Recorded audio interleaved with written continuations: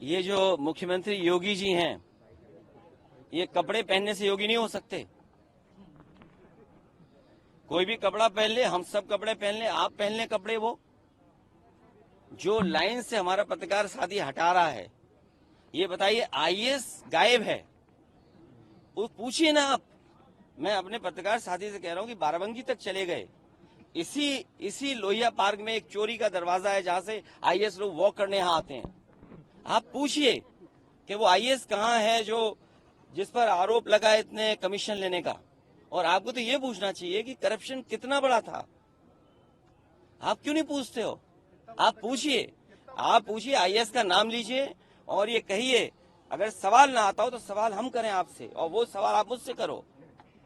मैं कहता हूं कि आप ये कहिए कि भारतीय जनता पार्टी की जीरो टॉलरेंस की जो पॉलिसी थी, आखिरकार एक आईएएस पकड़ने के बाद वो जीरो टॉलरेंस पॉलिसी कहां है?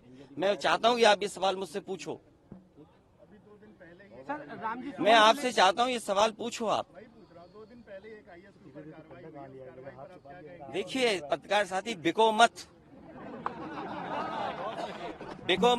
कार्रवाई नहीं हुई है, ये कार्रवाई नहीं हुई है। आप सवाल ये पूछिए कि जिस आईएएस ने कमीशन लिया वो कमीशन कहां तक जाता था, और उसके साथ साथ एक बात और पूछिए, आपके बगल के प्रदेश में 50 करोड़ रुपया पकड़ा गया था किसी के यहाँ। चलिए मैं नहीं कहता हूं, मैं आप ही से कहता हूं कि आप ये बताओ वो किस आईएएस पर आरोप लग रहा था। मैं आपको 1000 रुपए इनाम दूंगा। सर वो रुपया कहाँ तक जाता है जो आप कह रहे हैं? अगर हमारा पत्रकार साथी ये जिसपे आरोप लग रहा था, मैं नहीं कहता हूं, मैं आपकी बात कह रहा हूं ना, कि भाई वो पकड़ा गया, उस पर जांच हो गई, तो मैं आपसे कहता हूं हम सब समाजवादी लोग मिलकर के इस पत्रकार साथियों को 1000 रुपए इनाम देंगे सब लोग। सर ये तो कह रहे हैं कि 8 साल बेमिसाल।